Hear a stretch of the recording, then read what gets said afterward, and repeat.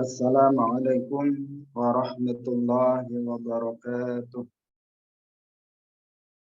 Alhamdulillahi rabbil alamin. Lahu ni'matu wa lahul fadlu wa lahul thana'ul hasan. Wa salawatullahil barrir rahim. Wal malaikatil muqarrabin. Ala sayyidina wa maulana Muhammadin. وعلى آله وأصحابه الطيبين الطاهرين. اللهم لا سهل إلا ما جعلته سهلا وأنت تجعل الحزن إذا شئت سهلا. اللهم ارزقنا الإخلاص في النية والقول والعمل. وبعد. Para alim ulama, para kiai, para asatidzah, para peserta bedah buku studi Islam moderat, rahimakumullah. Alhamdulillah, puji syukur marilah kita sampaikan kepada Allah Subhanahu wa taala. Pada siang hari ini Allah Subhanahu wa taala kembali mempertemukan kita dalam majelis yang mulia, yaitu majelis ilmu, yaitu dalam bedah buku studi Islam moderat. Semoga Allah Subhanahu wa taala memberikan keberkahan majelis kita ini dan memberikan ilmu yang bermanfaat bagi kita semuanya di dunia wal akhirah. Amin ya rabbal alamin. Shalawat dan salam semoga tetap terlimpahkan kepada junjungan kita Nabi Agung Nabi Muhammad sallallahu alaihi wasallam, para sahabatnya, keluarganya, serta seluruh umat Islam yang mengikuti beliau hingga yaumil qiyamah. Hadirin para peserta bedah buku yang dirahmati oleh Allah Subhanahu wa taala. Mari kita mulai kajian kita pada siang hari ini. Dengan tidak lupa saya mengingatkan kepada masing-masing kita untuk mengikhlaskan niat masing-masing lillahi ta'ala. Kajian kita dalam studi Islam moderat pada siang hari ini sampai pada halaman 60. Bagi yang memiliki bukunya silahkan dibuka. Pada halaman 60 yaitu tentang konsep bid'ah. Tentang konsep bid'ah. Bid'ah secara bahasa artinya ma'uhditsa min ghairi mithalin sabiqin.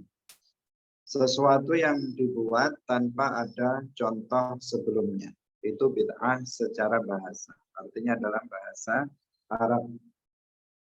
Ketika dikatakan seseorang itu membuat bid'ah, artinya secara bahasa membuat sesuatu yang sebelumnya belum pernah dibuat oleh orang lain. Sedangkan dalam istilah syara, bid'ah artinya ma lam yanussa alaihi al-Qur'an wal hadis. Sesuatu yang tidak ada nasnya, baik di dalam Al-Qur'an maupun hadis. Jadi secara tekstual, sesuatu itu nggak ada perintahnya, baik di dalam Al-Quran maupun di dalam hadis. Maka hal yang semacam itu disebut sebagai bid'ah syar'an dalam istilah syara'. Pemahaman tentang pengertian bid'ah ini sangat penting agar kita bisa memahami konsep bid'ah ini secara benar. Karena dalam permasalahan bid'ah ini ada sebagian kelompok yang berlebihan sehingga menganggap bahwa semua bid'ah itu sesat. Semua bid'ah itu menyimpang, semua bid'ah itu buruk. Orang yang melakukan bid'ah maka letaknya nanti di akhirat adalah di neraka. Sebaliknya ada juga sebagian orang yang menganggap semua bid'ah itu adalah baik. Sehingga mereka secara secara seenaknya mereka membuat hal-hal yang baru di dalam agama tanpa mempertimbangkan timbangan syara'. Ahlus Sunnah wal Jamaah dalam hal ini, dalam memahami konsep bid'ah, tentu tetap mengacu kepada Al-Quran dan hadis. Beserta bedah buku yang dirahmati oleh Allah Subhanahu wa Ta'ala, Rasulullah Shallallahu Alaihi Wasallam, bahkan juga Allah Subhanahu wa Ta'ala di dalam Al-Quran membagi bid'ah itu menjadi dua. Yang pertama disebut dengan istilah bid'atun hasanatun, bid'ah hasanah, atau bid'atul huda, bid'ah yang baik. Kemudian yang kedua adalah bid'ah sayyi'ah, yaitu bid'ah yang buruk atau bid'atul dhalalah. Pembagian yang seperti ini itu telah ada di dalam Al-Quran dan juga telah ada di dalam hadis Rasulullah Shallallahu Alaihi Wasallam. Di antara ayat yang menunjukkan tentang adanya bid'ah hasanah adalah dalam Al-Quran surat Al-Hadid ayat 27. Allah Subhanahu wa Ta'ala berfirman, wa rahbaniyatan ibtada'uha ma katabnaha 'alaihim illa ibtigha'a ridwanillah. Ayat ini menceritakan tentang umat Nabi Isa alaihi salam. Bahwa umat Nabi Isa alaihi salam mereka membuat bid'ah yang bernama rahbaniyah. Rahbaniyah artinya bid'ah di mana mereka tidak mau menikah. Jadi mereka menjauhi menikah. Mereka ingin fokus dalam ibadah kepada Allah Subhanahu wa Ta'ala, tidak mau direpotkan dengan istri dan anak-anak. Karena seseorang kalau memiliki istri, apalagi memiliki anak, tentu fokus mereka akan terpecah. Mereka akan berpikir tentang istri, berpikir tentang anak, sehingga ibadah tidak fokus. Sehingga ada sebagian dari pengikut Nabi Isa alaihissalam, mereka membuat bid'ah namanya rahbaniyah. Kenapa disebut bid'ah? Karena itu tidak diajarkan oleh Nabi Isa alaihissalam, tidak diperintahkan oleh Allah dan tidak diperintahkan oleh Nabi Isa alaihissalam. Tetapi mereka melakukannya sesuai dengan keinginan mereka, meskipun rahbaniyah ini adalah sebuah bid'ah yang tidak diajarkan oleh Allah dan tidak diajarkan oleh Nabi Isa alaihissalam, tidak diwajibkan dan juga tidak ada anjuran, ada perintah dari Nabi Isa alaihissalam, tetapi mereka melakukannya dan Allah Subhanahu wa Ta'ala dalam surat Al-Hadid ayat 27 ini memuji mereka. Allah berfirman, "Ma katabnaha 'alaihim illa ibtigha'a ridwanillah." Allah memuji mereka bahwa meskipun Allah tidak mewajibkan mereka untuk melakukan rahbaniyah, tetapi dipuji bahwa mereka melakukan itu semata-mata mencari ridha Allah Subhanahu wa Ta'ala. Maka ini menunjukkan bahwa ada bid'ah yang baik, yang meskipun itu tidak diperintah oleh Allah dan Rasulnya, dalam hal ini Nabi Isa alaihissalam, tetapi Allah memujinya bahwa mereka melakukan perbuatan bid'ah itu karena untuk mencari ridha Allah Subhanahu wa Ta'ala. Ini dari Al-Quran. Sedangkan dari hadis Rasulullah Shallallahu Alaihi Wasallam, maka jumlahnya sangat banyak sekali. Di antaranya adalah hadis Rasulullah Shallallahu Alaihi Wasallam. Beliau bersabda, "Man ahdatsa fi amrina hadza ma laisa minhu fahuwa raddun." Man ahdatsa fi amrina hadza. Barang siapa yang membuat perkara baru dalam agama kita ini. Man ahdatsa fi amrina hadza. Berarti apa? Bid'ah. Membuat perkara yang baru dalam agama. Man ahdatsa fi amrina hadza. Barang siapa yang membuat perkara baru dalam agama kita. Dengan bahasa lain, barang siapa yang membuat bid'ah dalam agama kita, ma laisa minhu, yang perkara baru bid'ah itu bukan merupakan bagian dari agama. Artinya dia bertentangan dengan agama, bertentangan dengan Al-Quran, bertentangan dengan hadis.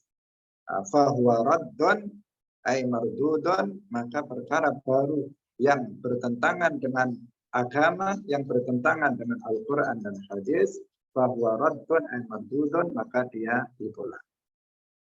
Pemahaman yang tertulis, yang mantuk, yang terucap dari hadis ini adalah barang siapa yang membuat bid'ah yang bertentangan dengan agama, maka dia tertolak. Sedangkan mafhum yang difahami dari hadis ini adalah barang siapa yang membuat perkara baru dalam Islam, yakni membuat bid'ah yang sesuai dengan agama, fahuwa maqbulun, maka dia diterima. Itu mafhumnya, mafhum mukhalafah dari perkataan barang siapa. Barang siapa man ahdatsa fi amrina hadza ma laysa minhu fahuwa raddun. Barang siapa yang membuat bid'ah enggak sesuai dengan agama, maka dia ditolak. Berarti barang siapa yang membuat bid'ah yang sesuai dengan agama, maka dia tidak ditolak, tetapi diterima.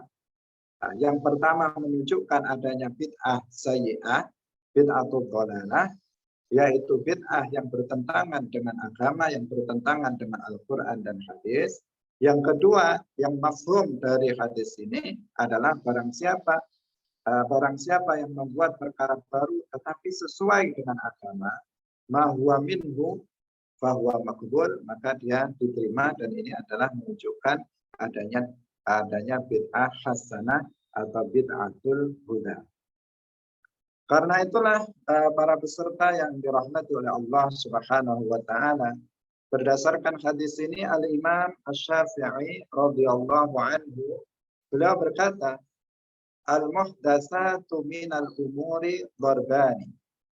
Beliau mengatakan sesuatu yang baru itu ada dua macam.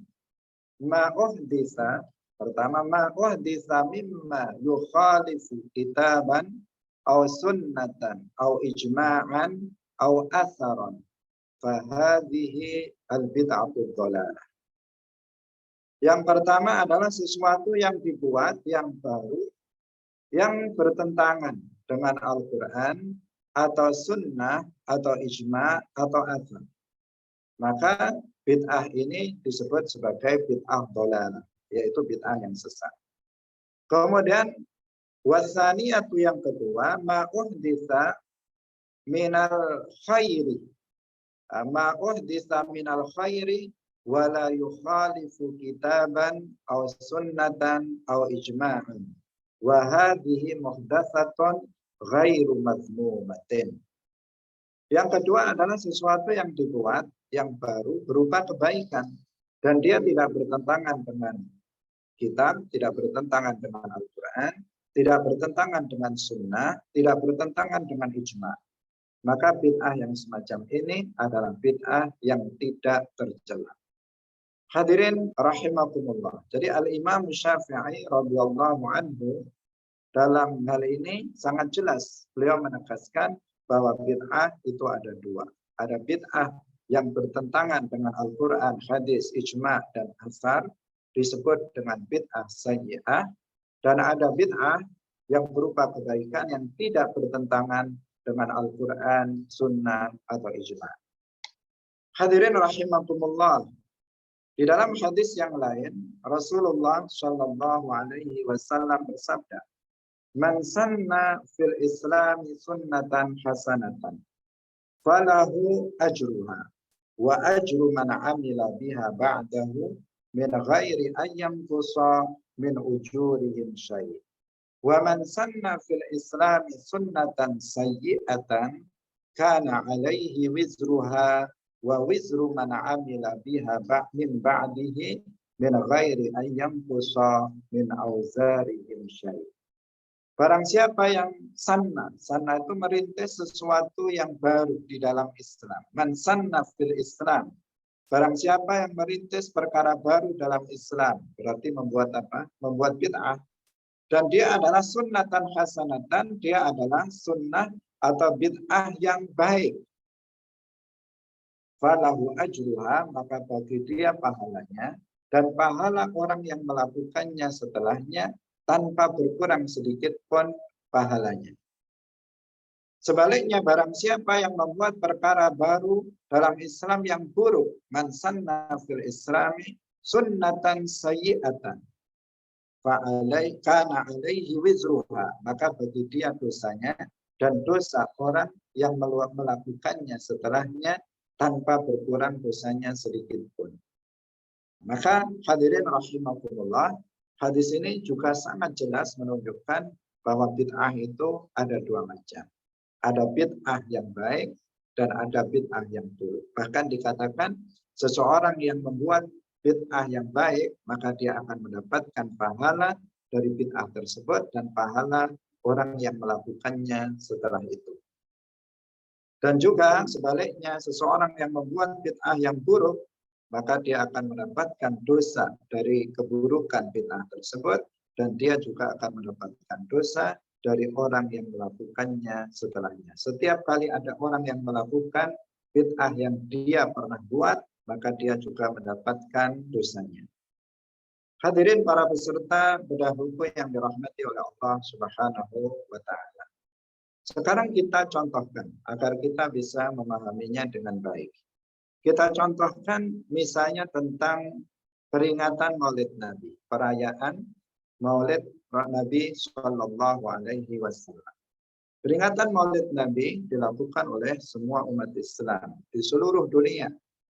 Di seluruh dunia, bukan hanya di Indonesia, tetapi juga di seluruh dunia, baik itu di Arab maupun di Timur Tengah, apakah itu di Eropa, di Amerika, dan di seluruh penjuru dunia di mana ada umat Islam, maka umat Islam di sana pasti memperingati Maulid Nabi Muhammad Sallallahu Alaihi Wasallam. Peringatan Maulid Nabi, perintah dan teladannya, ada enggak di dalam Al-Quran dan hadis? Ada enggak di dalam Al-Quran yang berbunyi misalnya ihtafilu bil maulidin Nabi, rayakanlah Maulid Nabi? Kita tidak temukan di dalam Al-Quran secara tekstual, secara nas, itu enggak ada tertulis perintah kepada umat Islam agar kita merayakan Maulidnya Nabi Muhammad Sallallahu Alaihi Wasallam. Demikian juga dalam hadis-hadis Rasulullah, tidak ada hadis yang sahih, yang sabit, yang di sana memerintahkan kepada kita untuk memperingati Maulid Nabi Muhammad Sallallahu Alaihi Wasallam. Kalau sebagai isyarah, artinya mengisyaratkan tentang bolehnya peringatan Maulid Nabi, ada. Tetapi secara tekstual dan secara langsung yang memerintahkan dan mengajarkan umat Islam agar memperingati Maulid Nabi itu tidak ada.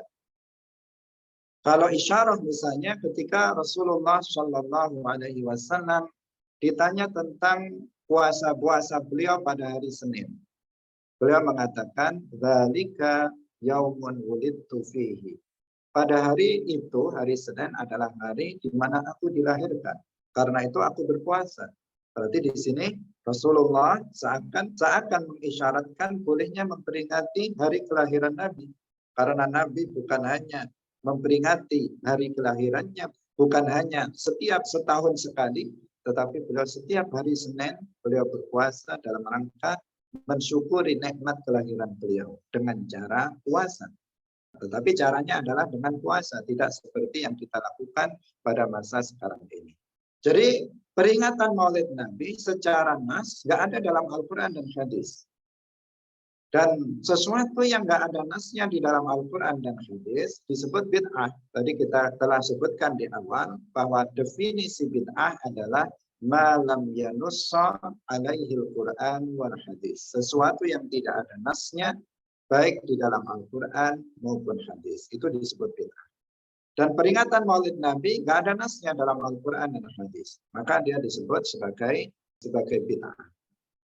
Namun, memperingati Maulid Nabi sebagaimana yang dilakukan oleh umat Islam pada masa sekarang dengan berbagai macam amal ketaatan, dengan membaca Al-Quran, kemudian dengan membaca sholawat Nabi, membaca sejarah kelahiran dan perjuangan Nabi, kemudian di situ ada memberikan makan kepada umat Islam, kemudian ada thalabul ilmi, mau'izah hasanah di sana, maka itu tidak satupun dari kegiatannya yang bertentangan dengan syariat Islam.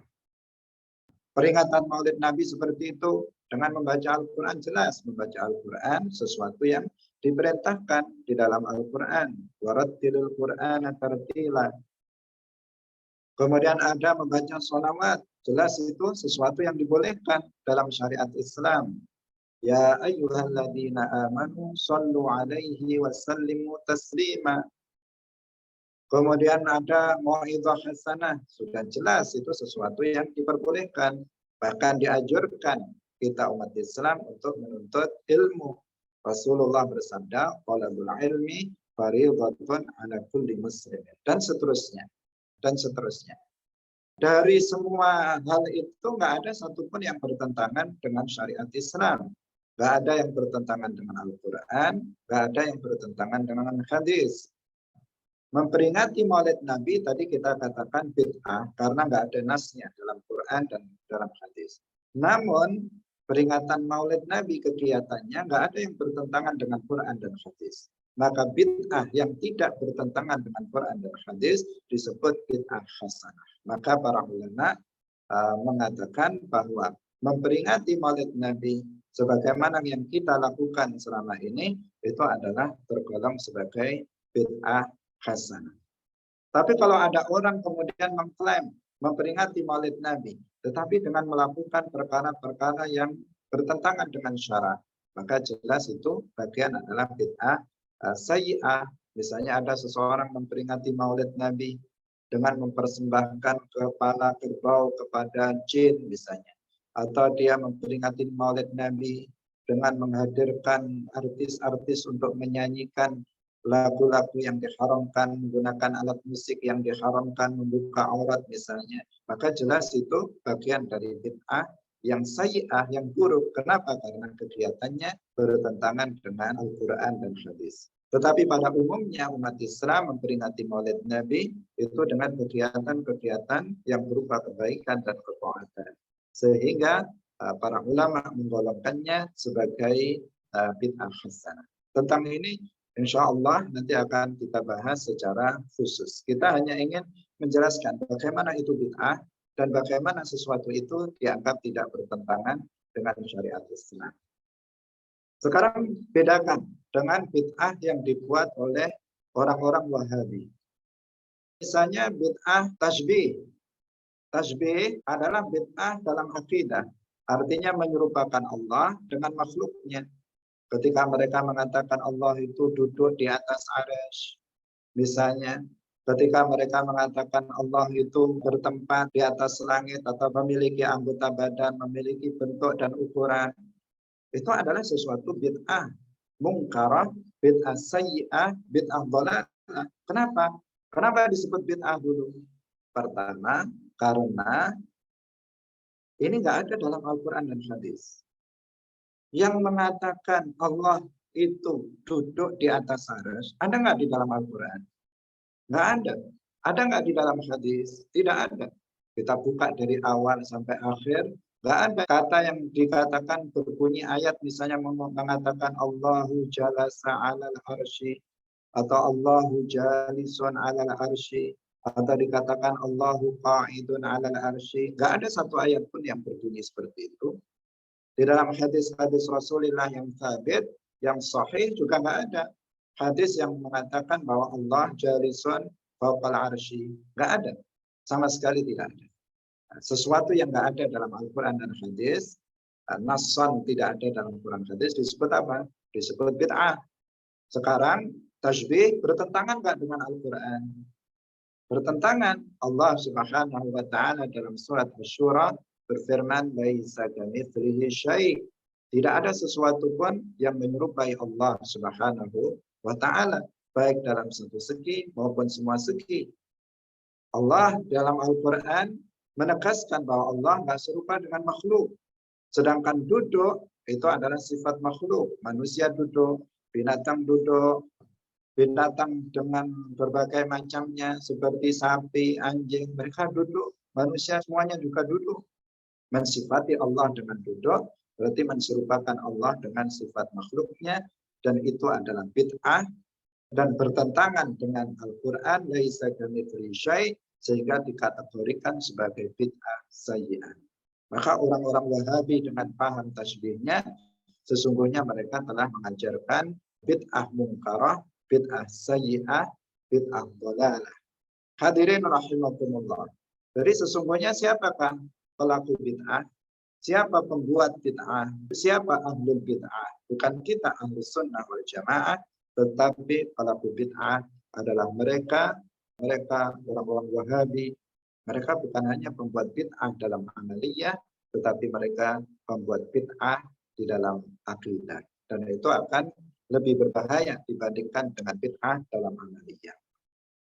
Hadirin rahimakumullah, kajian kita pada siang hari ini insya Allah hanya setengah jam saja, karena sesuatu hal ada kegiatan yang harus kita lakukan. Selanjutnya kita ingin sedikit menguraikan tentang hadis yang sering dijadikan sebagai dalih, bukan dalil, tetapi sebagai dalih dari kelompok Wahabi yang mengatakan bahwa semua bid'ah itu sesat. Yaitu hadis Rasulullah Shallallahu Alaihi Wasallam, wa iyyakum wa muhdatsatil umur fa inna kulla bid'atin dhalalah. Dalam riwayat yang lain ada lanjutannya, wa kullu dhalalatin finnar. Jauhilah sesuatu hal yang baru, karena setiap bid'ah itu adalah sesat. Mereka mengatakan seperti itu.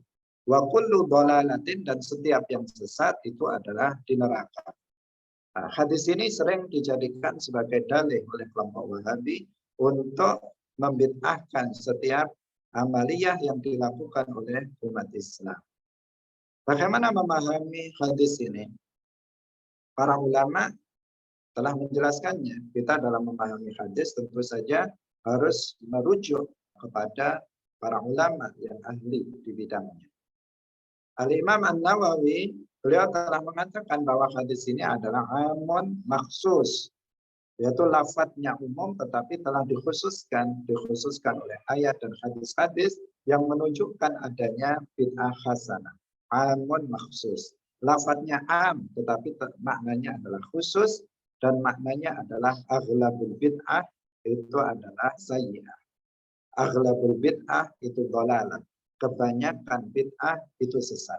Bukan semua bid'ah itu sesat, tetapi kebanyakan bid'ah yang dibuat oleh manusia itu adalah bid'ah yang menyimpang dari syariat Islam, yang menyimpang dari Al-Quran dan hadis. Tetapi ada sebagian bid'ah yang itu adalah hasanah, bid'ah yang baik, yang dibuat oleh para ulama. Kalau kita mau mencontohkan bid'ah hasanah, maka jumlahnya sangat banyak. Di antaranya yang tadi kita kemukakan, kita contohkan adalah bid'ah memperingati Maulid Nabi Muhammad Shallallahu Alaihi Wasallam. Kemudian juga ada bid'ah kodifikasi Al-Quran. Al-Quran pada masa Rasulullah Shallallahu Alaihi Wasallam tidak pernah dibukukan menjadi satu mushaf, tetapi ditulis berserakan di pelepah kurma, di bebatuan dan sebagainya. Kemudian dikumpulkan pada masa Sayyidina Abu Bakar, dan pada masa Sayyidina Utsman Al-Quran ditulis dalam bentuk mushaf.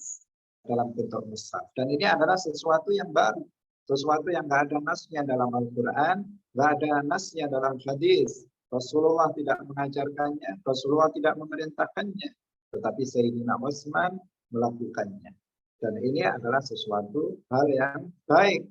Dan semua umat Islam hari ini, termasuk orang Wahabi yang katanya semua bid'ah itu sesat, mereka juga menggunakan mushaf ini untuk membaca Al-Quran. Apabila mereka menganggap ini semua bid'ah itu sesat, mestinya mereka tidak menggunakan Al-Quran dalam bentuk mushaf yang disusun atau dikodifikasikan, dibukukan pada masa Sayyidina Utsman bin Affan. Kemudian sholat tarawih secara berjamaah di belakang satu imam. Itu baru ada pada masa Sayyidina Umar bin Khattab radhiyallahu anhu. Pada masa Rasulullah sholat tarawih dilakukan secara sendiri-sendiri. Kemudian pada masa Sayyidina Abu Bakar juga secara sendiri-sendiri. Kalaupun berjamaah tidak di belakang satu orang imam. Baru kemudian pada masa Sayyidina Umar bin Khattab radhiyallahu anhu, beliau mengumpulkan umat Islam dalam sholat tarawih di belakang satu imam. Dan beliau mengatakan ni'matul bid'atu hadhihi. Nah, sebaik-baik bid'ah adalah ini. Hadirin rahimakumullah, mohon maaf yang sebesar-besarnya. Kajian kita pada hari ini tidak seperti biasanya, semestinya 1 jam, tetapi kita hanya setengah jam. Tadi kita mulai jam 1 tepat dan sekarang sudah lewat 2 menit. Kita tutup sampai di sini. Bila ada pertanyaan bisa dikemukakan pada pertemuan minggu depan. Kita tutup dengan tahlil, sholawat dan istighfar. La ilaha illallah. Allahumma shalli ala sayyidina Muhammad wa ala alihi wa sahbihi wa sallim. Rabbi ighfirli wa li walidayya wa lil mu'minina wal muslimin. Sekali lagi karena kita ada kegiatan setelah ini, sehingga kita tidak bisa lebih lama lagi. Barakallahu fikum wallahul muwaffiq ila aqwamit thoriq. Wassalamualaikum warahmatullahi wabarakatuh.